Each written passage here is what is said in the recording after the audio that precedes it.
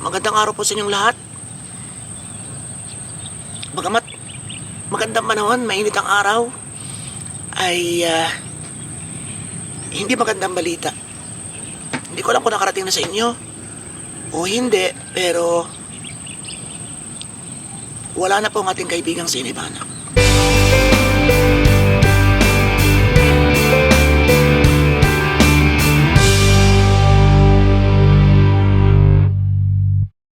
Iniwan na po niya tayo kahapon, alas 9:16 ng gabi. Nag-message po sa akin ng kanyang hipag at ipinaalam ang kanyang pagkawala.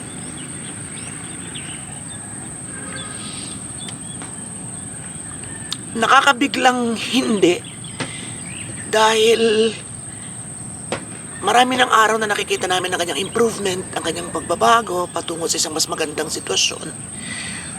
Although meron siyang bukol dito, positibo pa rin kami dahil i-CT-scan ulit siya at merong shunt procedure na gagawin. Medyo magulo bang utak ko, hindi ko alam. Re-reviewin ko ngayon kung natuloy pa or hindi pa or what. Because masyado kang nakakabigla yung balita na wala na siya. Yung wala na siya.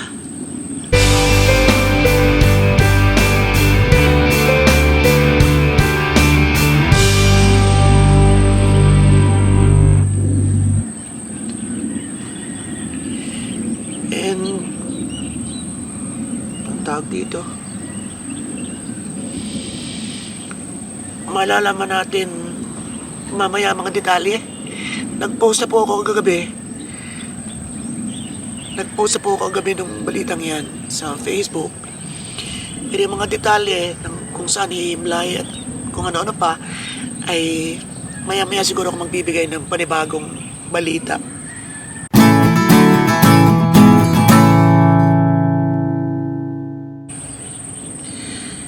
Kaya pala yung sa huli nating video nung dinalaw natin siya na parang ang bigat sa dibdib, hindi ko itinuloy yun. So maaaring nagtataka ang iba, bakit pa binitin pa, bakit pa hindi pa itinuloy? So sabi ko sa video, parang hindi ko kayang sabihin agad kung ano yung aking nasaksihan o kung ano yung aking totoong naramdaman. Pero mabigat sa dibdib. Ito yun, di ba?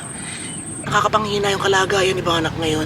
Sabi ko nga kay Dexter, parang first time ko siyang pinuntahan na parang nahirapan ang dibdib ko. And hindi ko na, although na-videohan ko ang eksena ng aming pagkikita ni nanay at ang kung ano talaga yung aking naramdaman o nakita ng araw na yon, ay hindi ko pinakita sa inyo, hindi ko sinama sa video.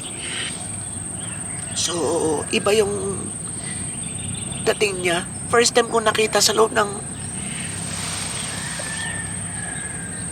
una pa na gano'n siya na umaharok na parang may naghahabol ang hininga na parang mga ganun siya. Parang ang bigat sa dibdib na hindi rin na kinaya ni Dexter. Magkakahalo ng awa, simpatya, yung parang nararamdaman mo yung kanyang nararamdaman, yung pagtataka mo na parang bakit ganun, akala ko okay na.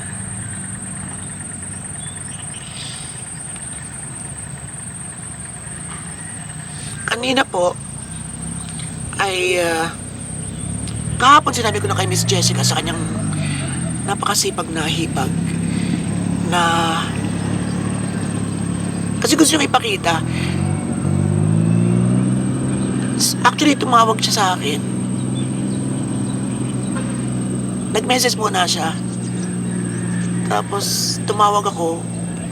Hindi ko na itinuloy kasi baka nasa oras ang pagdadalamati or what. Pero tumawag siya agad.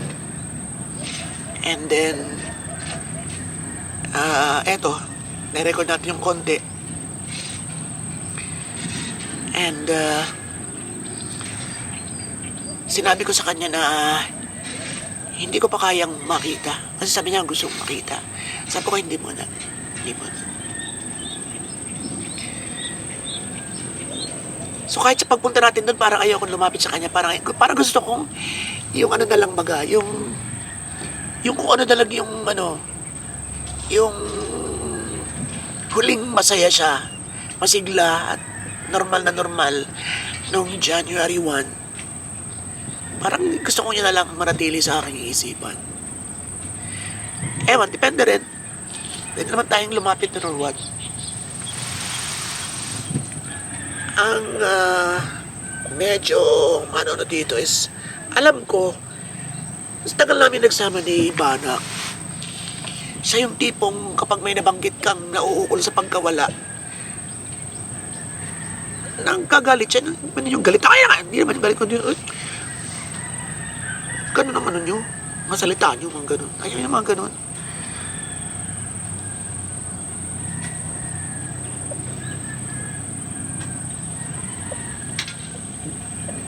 Basta, pag may nabanggit kang parang may kaugnayan sa pagpanaw or pagkawala, ayaw niya ng ganun. So, doon palang basang-basa mo na natatakot siyang mawala. Ayaw pa niyang mawala. Nakakaya rin naman natin, di pa kayo pa rin naman natin. Lahat tayo, hanggat maaari, patuloy pa tayong lumalaban.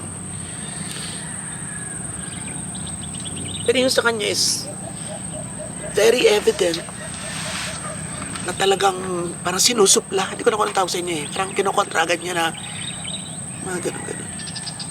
Tapos ngayon yun na, wala na siya. Di ba mahilig siyang magkikwento at magpapaniwala sa mga nagpakita sa kanya. May dinadaanan sila na parang bulto, na parang pamilyang nakaganon na nagpapakita sa kanya, mga ganun-ganon. And then ngayon nandun na siya kasama. Parang isa na siya sa mga dati niyang kinatatakutan.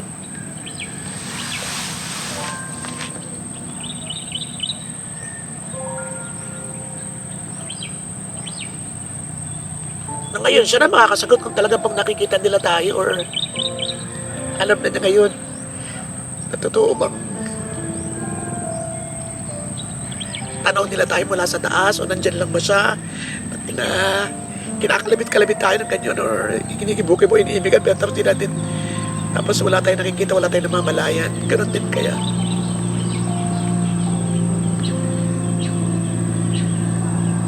Ayun ako. Bata pa siya, he's going 52 sa July. Ano ba siya? Parang July 7. Kalimutan ko. July 5. Sorry naman kung mga din nakalimutan ko. Basta July siya, parang first week, and then 24 ang kanyang nanay. Anong nararamdaman ng kanyang nanay? Pero ayon sa aming chat, bagamat hindi direkta, ay alam na because kasama nilang sila napunta sa mga parang mga ano tawag dito, sa mga lugar kung saan siya pwedeng himlay at napag-aralan nila kung saan. And then ayon sa aking huling balita sa aming chat, ayon sa huling mensahe na nakalagay dito, ay sa kanilang bahay. So may mga taga Batangas, mga dati niyang kasama na nag-message sa akin. Ito po yung isang update. Nasa kanilang bahay po sa Bulalo, Barangay Bulalo. Kung kayo po'y galing ng Batangas, sakay lang kayo ng Batangas Pier, siguraduhin nyo na sa barkong Pakalapan kayo sasakay, and then within 1 hour and a half, andito na kayo sa Kalapan. Tricycle na lang. Ganun lang pong kadali. Kahit mga taga Maynila kayo, punta lang kayo ng Batangas Pier, sakay ng barko, tricycle, at nandito na kayo sa Kalapan. O basta, pagbaba ng barko, Kalapan na. Ayan. So wala na tayong wala na tayong sparring partner sa ating boxing sa buhay. Wala na tayong, ang hirap. Kasi wala talaga siyang katulad pagdating sa ganun. Wala pa akong nakikita na may potential na ganun na pwede kong makapartner sa kasayahan ng bardagulan kayo. Wala. Iba yung bardagulang kaya niyang ibigay Iba yung saya.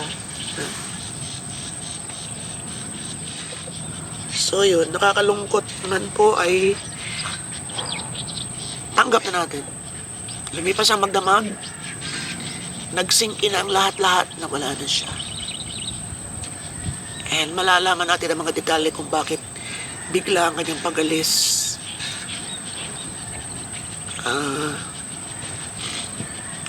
Review ko lang tong chat namin ng kanyang hipag. Ay, ang message niya sa akin ng 9:24, ala na si Chad. 9:16 p.m. Tomorrow pa naman ang sked ng kanyang debridement. Check natin debridement. Debridement.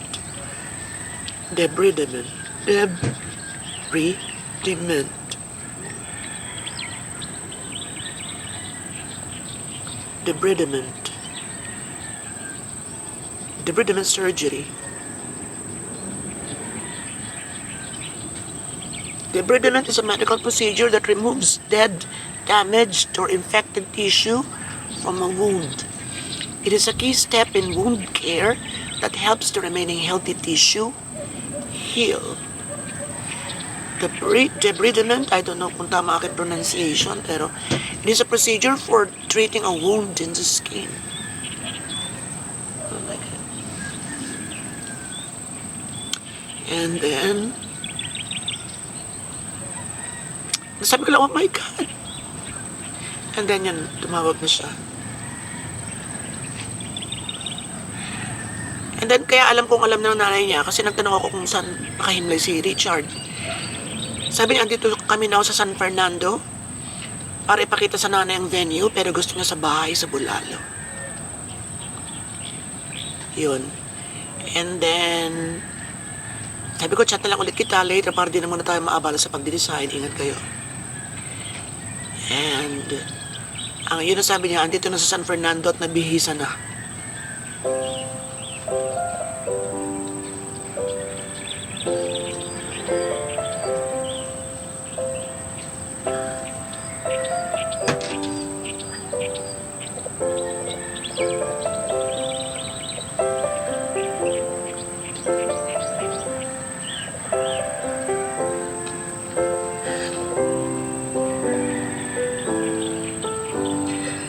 Pero sa Bulalo po ibuburol.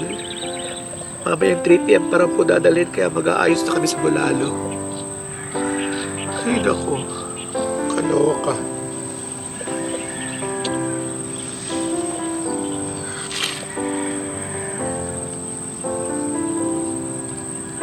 Ayun, so yun, wala na nga talaga.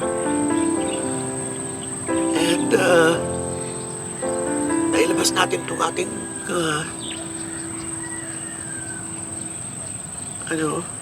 pagkalungkot sa kanyang pagkawala, and maya-maya, okay na. Nahimasmasa na tayo, and then, punta na kami ron, baka magbihis muna ako bago kami pumunta ron. Kasi parang gusto sumabay ni Joseph. Gusto ko rin naman sana na may kasama para... Ako kasi yung maliban sa kapamilya, ako yung hindi talaga nagpupunta sa mga ganito. Because ayoko nang makita yung mga buka na baka hindi agad ako makakain, hindi agad ako makatulog. So, iniiwasan ko talaga.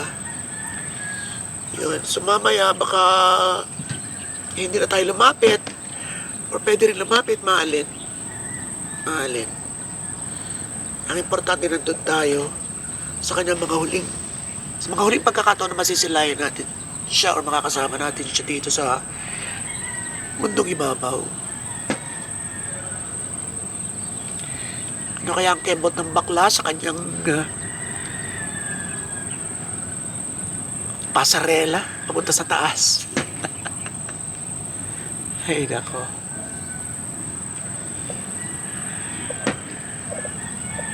Super kembot siguro yun. Diba? Ay nako. Nakakalungkot. Pero ganun po talaga. Lahat naman ay mawawala. Yun ang basic. Given na. Matik na lahat ay mawawala. Yun nga lang. Lahat ay walang nakakaalam sa ating lahat. kailan, kung saan, kung paano. Ganun. Basta kailangan talaga tayo maging mabait. Magpakabait pa more. Magpatawad. Sinasabi ko magpatawad, pero syempre mayroon pa rin tayo mga konting hinanakit sa puso. Natural lang siguro na meron pa rin ilang mga sugat, meron pa rin mga ilang mga bagay na parang di pa rin natin kaya, pero sa tulong ng Panginoon, syempre magagamot, maghihil ang lahat. And siguro, yung, ano ba yan? Wala na akong masabi. Kalimutan ko nila sabihin ko. So mamaya papunta natin na makakausap natin si Miss Jessica, malalaman natin ang buong sitwasyon. Kung ano baga.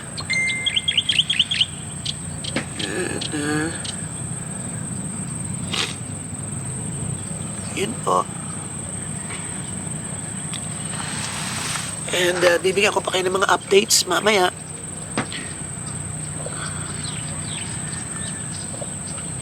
Ano pa ba? Okay.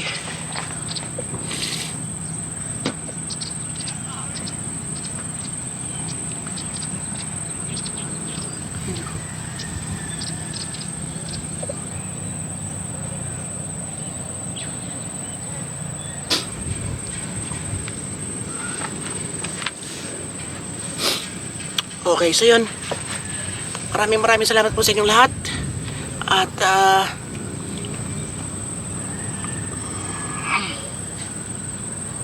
yan. Wala na akong masabi. Maraming salamat po sa inyong lahat. Si Fernando Bato, Sengar Gudugo Semas, at mabuhay lahat ng Pinoy sa masulok ng world. The pathology pa more and more and more. Thank you.